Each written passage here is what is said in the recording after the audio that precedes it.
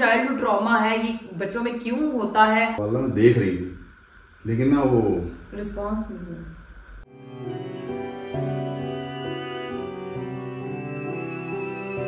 अपनी जो पेन होती है ना उसको पेन को लंबा न कर लें, पेन को पावर में कर लें, पावर को लंबा कर। हम कैमरे के आगे इमोशनल थे, कैमरामैन पीछे पता है क्या कर रहा है। अस्सलाम वालेकुम, मैं हूं डॉक्टर फैसल और ये है मेरा यूट्यूब चैनल। मेरे साथ बैठी डॉक्टर और आज ये मेरी क्लास लेने वाली नहीं है, आज मुझसे कुछ चीजें पूछेगी। अच्छा, मैं हमेशा क्लास तब लेती हूँ। मैंने कब ली पिछली दफा भी क्लास? वो सारे बैठ जाते तो मैं आपकी साइड पे ही थी। हाँ वो तो नहीं। मैं हमेशा न्यूट्रल होकर डिसीजन लेती हूँ, न्यूट्रल होकर बातें करती हूँ। उम्मीद करती हूँ कि आपको पिछली वीडियो बहुत अच्छी लगी होगी। बड़े अच्छे आपके प्यार वाले कमेंट्स आते हैं, लाइक शेयर कमेंट बड़े अच्छे कर रहे हो। तो अभी तक अगर आप लोगों ने चैनल सब्सक्राइब नहीं किया तो फटाफट इसको सब्सक्राइब कर दें ताकि जो है वो नई नई वीडियो आप लोगों के लिए बनाई जाए। खैर, आज का मेरा टॉपिक कोई बहुत ज्यादा इंटेंस भी नहीं होगा, कोई बहुत ज्यादा जो है वो आप लोगों के साथ बड़ा रिलेटेबल बड़ा जेनेरिक सा टॉपिक मैंने चूज किया। वो है कि I want to talk about childhood trauma. बहुत से लोग ऐसे होते हैं जिनके बचपन में जो ट्रॉमाज होते हैं वो उनके माइंड को इतना बुरी तरीके से इफेक्ट करते हैं कि वो बाद में अपने आप को ऐसा बदल लेते हैं कि वो अपनी लाइफ खराब करना शुरू कर देते हैं। या वो चीज वो कोई बात उसको किस पॉइंट से कर रहा होता है, वो उस ट्रॉमे की वजह से उस बात का जवाब उसी पॉइंट से दे रहे होते हैं जो उन्होंने फेस किया होता है। अगला बंदा सोचता है कि यार ये मेरे साथ ऐसा रिएक्ट क्यों कर रहा है, बट उसके पीछे अगर आप साइकोलॉजिकल इफेक्ट्स में जाए तो उसमें पता चलता है कि कोई ट्रॉमा इसकी लाइफ में ऐसा था या कोई मार्क इसके साथ ऐसा। तो उसके बारे में आज हम बात करते हैं कि ये जो चाइल्डहुड ट्रॉमा है ये बच्चों में क्यों होता है और ये अगर हो जाए तो उसका हल क्या है। लेकिन चाइल्डहुड ट्रॉमा जो होता है ना वो चीज होती है अनचाही होती है। इंसान के लाइफ में पहले कोई प्लान भी नहीं होता है ना, पता नहीं होता भी। क्योंकि बचपन में जब आप बचपन में होते तो बहुत सी चीजें प्लान तो कुछ नहीं होता। हाँ। तो बचपन में तो बहुत सारी चीज होती है। स्कूल से कभी होमवर्क का लिए नहीं किया तो वो घर टीचर ने गुस्से होना या थोड़ा डांट देना, ऐसा रूटीन चलती रहती है। वो और चीजें हैं। लेकिन बड़ा इंसिडेंट हो जाना एकदम से वो थोड़ा सा मन नहीं करता है कि ये कोई चेंज आया था लाइफ में। मैं बहुत छोटा था तो लाइफ में तो बहुत सारी चीजें ऐसी गुजरी। मैं छोटा था तो मेरी ना जिनकी आपकी दादू जो है उनकी डेथ हो जाती है। वो मेरे लिए काफी पेनफुल टाइम था। तो आपकी एज क्या थी उस वक्त? 10 ईयर, 10 साल के थे। और 10 साल के बच्चे को कितनी समझ होती है कि अगर उसकी जिंदगी में ऐसा बाकी आपके पुप्पो और चाचू सारे छोटे ही थे सारे। मैं सबसे बड़ा हूँ। अच्छा। तो इसलिए मैं 10 का तो वो आप अंदाजा करो वो कितने छोटे होंगे। वो तो बिल्कुल पुप्पो तो बिल्कुल वो बस ऐसा ही है। वो कभी कभी बैठा कभी कभी अभी आके भी और कभी पीछे बैठा कभी अकेला बैठा होना तो फिर वो कभी वो याद आ जाए वो सीन वो या वालदा की जैसे याद आ जाती है तो दिल भर आता है एकदम से ना। वो चीज़ें काफ़ी मुझे करती। लेकिन मैंने अपनी उस पेन को जो है ना मैंने अपनी पावर बना दिया। तो ठीक है वो एक वक्त था वो गुजर गया, अब उसके लिए बंदा ये थोड़ा करे। तो वो बस ऐसा ही था। लेकिन मैं पूछना चाहती हूँ कि जब 10 साल में मतलब आपकी 10 साल तक आपको अपनी अम्मी के साथ जुड़ी हुई कितनी मेमोरीज याद है? ये क्या क्या चीजें आपको जो है वो उस तरह आप रिलेट कर सकते हैं? माँ भोली सी थी बेचारी, वो थोड़ी सी ना कम वो थी और भोली थी, बहुत ज्यादा भोली समझे ना, मतलब इतना ज्यादा वो नहीं थी लेकिन शक्ल सूरत अच्छी थी उनकी और खुश मिजाज थी। ये ऐसा था खुश मिजाज थी। देना उनका जो था लोगों को गिवर थी बहुत ज्यादा। लोगों में बांटना करना चीज बनानी तो बहुत सारी ना इर्द गिर्द जो हमसाए थे हमारे उनके घरों में भेजना उनकी आदत थी शुरू से। तो बस ये चीजें होती थी। कभी कभार छेड़खानी को होती थी, अम्मी में कोटरी पड़ जाती थी, अम्मी से मार पड़ती थी, वो पड़ जाती थी। तो छेड़खानी ऐसा होती थी अम्मी को तंग करना शुरू करते थे। अच्छा। अम्मी ने कभी कपड़े धो दिए या खाना बना दिया, कोई खाना गिरा दिया या खाया ना, कह दिया खाना जब बन के आ गया तो खाया ना, इस तरह छोटी छोटी चीज़ें।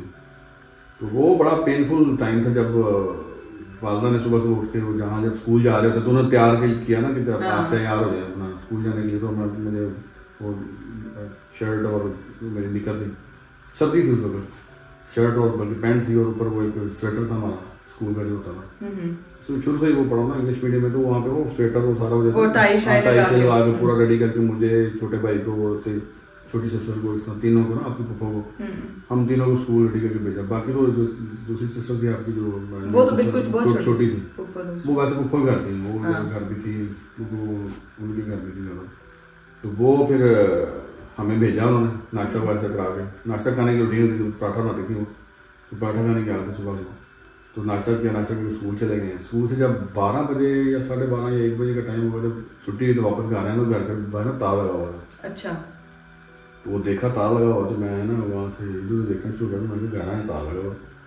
वालसा भी घर नहीं थे, तो वालदा भी नहीं थी, तो मैं फुफो घर बिल्कुल करीब ही था। तो वहाँ आपकी फुफो का घर? हाँ मेरी फुफो घर। तो मैं वहाँ चला गया। तो वहाँ जब गया तो उधर भी कोई नहीं, उधर कुछ ना हम सारे को बैठे हुए कहते आपकी ना वालदा की तबीयत खराब हो गई है। उनको लेके ना आपके नाना जी आए थे, तो वो लेकर उनको चले गए।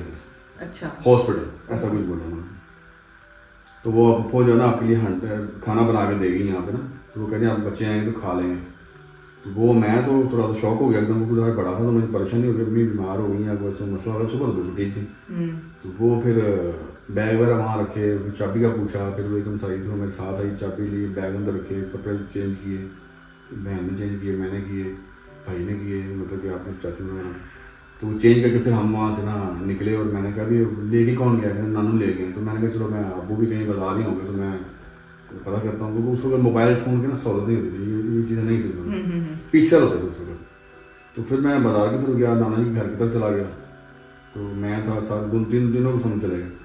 तो वहाँ पर जब पहुँचा जाकर तो वालदा जो है ना वो नाना की घर थी, तो वो लेटी नहीं थी ना वहाँ पे, उनको ड्रिप लगी हुई थी। अच्छा। हाँ ड्रिप लगी हुई थी। और मेरी खालाएँ और मेरे मामू वगैरह सारे उनके इर्द गिर्द खड़े हुए थे। तो वालदा ना देख रही थी, लेकिन ना वो रिस्पॉन्स नहीं।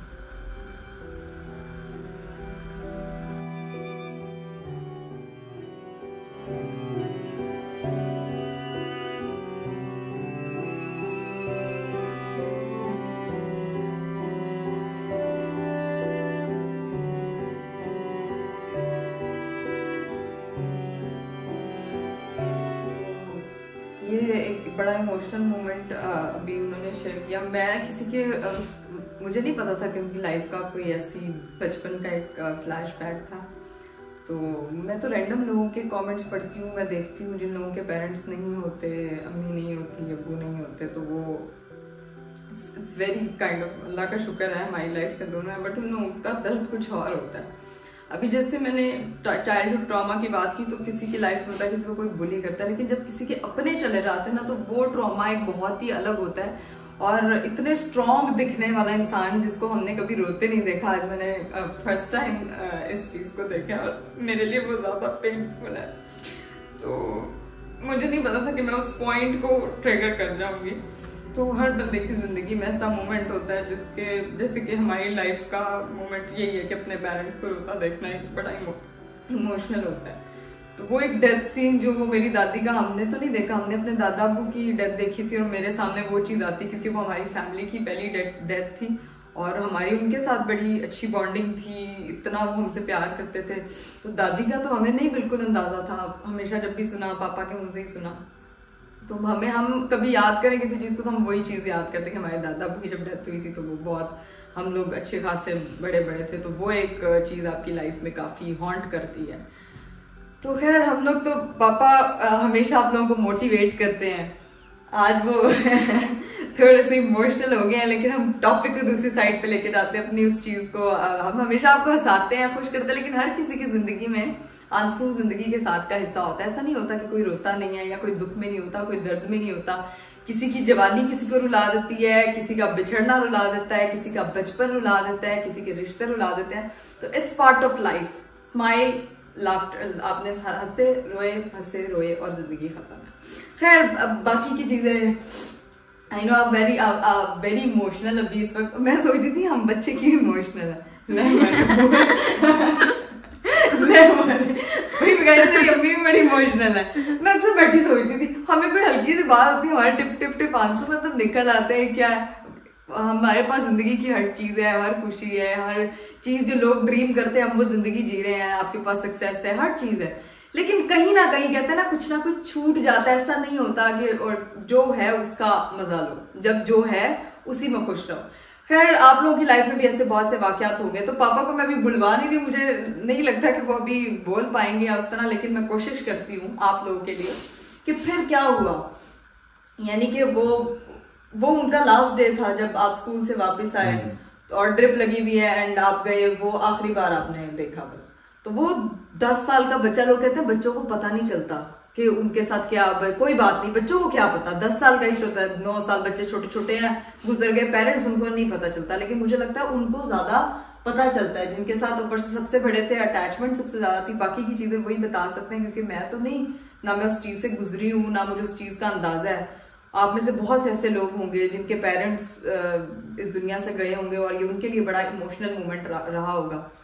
तो अपने मोमेंट्स कमेंट्स में जरूर शेयर कीजिएगा। अभी खैर हम बात की तरफ वापस आते हैं और थोड़ा बस वो चीज़ से थोड़ा हुआ टाइम ऐसा था कि वो 10 साल की एज में क्या होता है कुछ भी, तो वो फिर आगे वो मोमेंट काफ़ी स्ट्रगल वाली रही कि मतलब कि समझ नहीं आ रही थी लाइफ कैसे की जाए।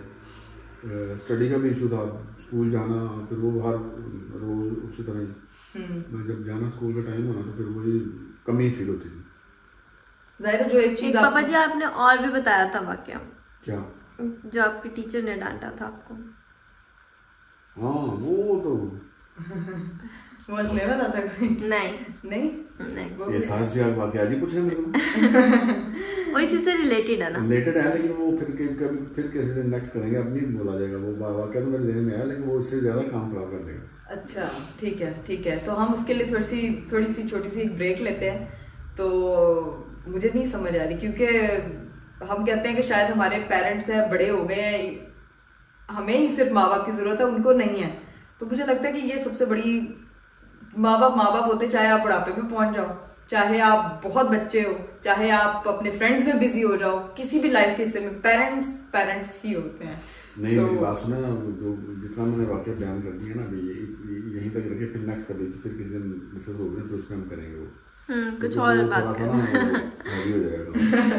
नहीं वो वाकया नहीं हम सुन रहे, हम यही सुन रहे हैं कि वो उसके बाद में थोड़ी सी वो पेन तो थी, पेनफुल टाइम था, लेकिन उस पेन को फिर मैं ओवरकम कैसे किया? मैं असल में बचपन में ना थोड़ा सा मतलब अब है शायद थोड़ा सा मतलब कि थोड़ा खामोश ज्यादा रहता था।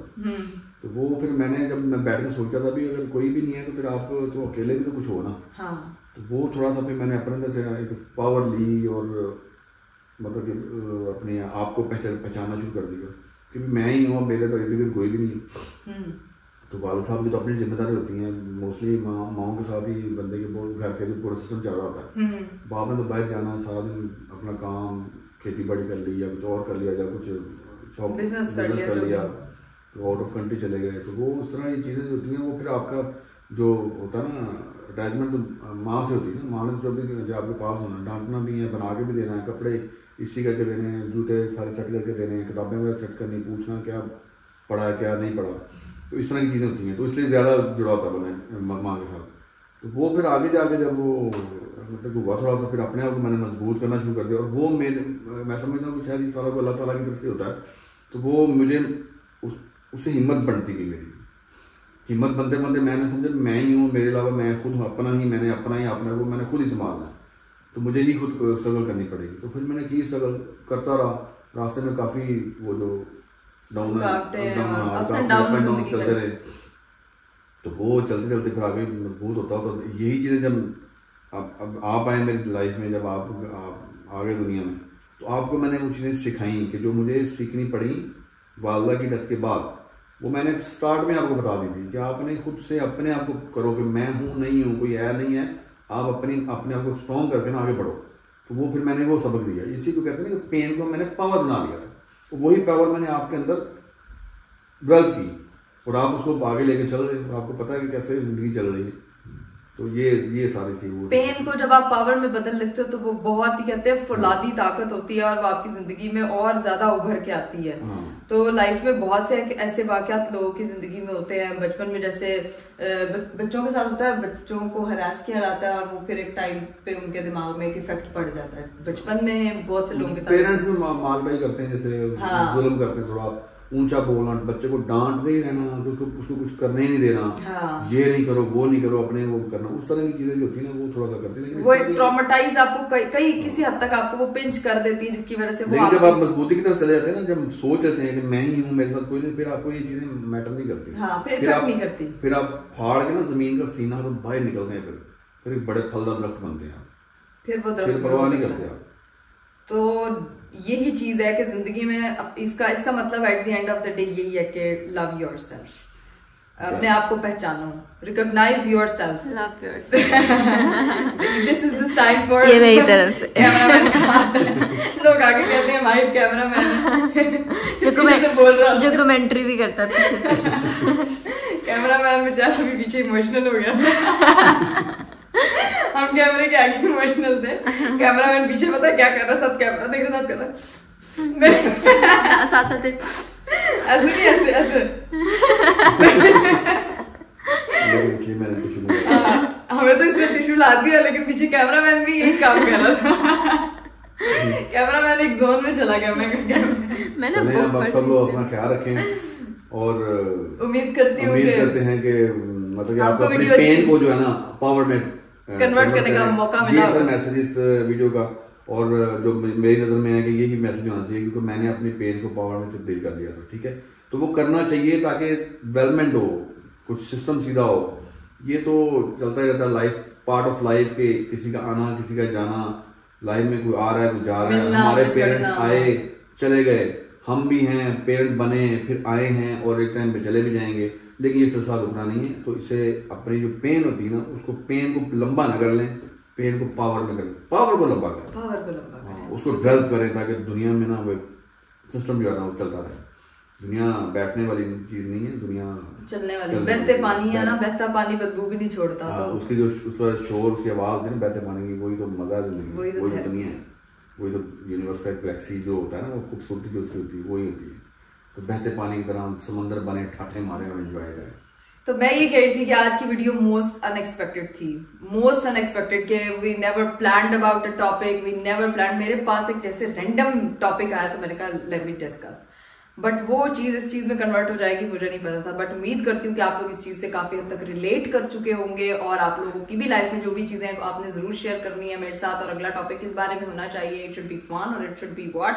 हमारे जिंदगी के बहुत से वाकयात अभी आप लोगों के साथ शेयर करने वाले हैं, वो हम बहुत जल्दी इसी चैनल पे शेयर करेंगे। अगर सब्सक्राइब नहीं किया फिर कैरी कर दे फटाफट, और इंशाल्लाह मेरी आपसे मुलाकात होगी अगले वीडियो में। अपने एक वो वाला शेयर बोल दो, वो मिलना बिछड़ना, मिलना बिछड़ना आना जाना तय है सब कुछ पहले से, प्यार भरे पल बांध के रख ले, बाकी सब कुछ रहने दे, कुछ नहीं हाथ आएगा यहाँ, फिर भी ये जिंदगी तेरा शुक्रिया।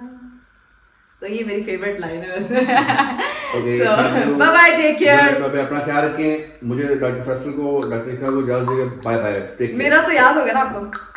अल्लाह हाफिज।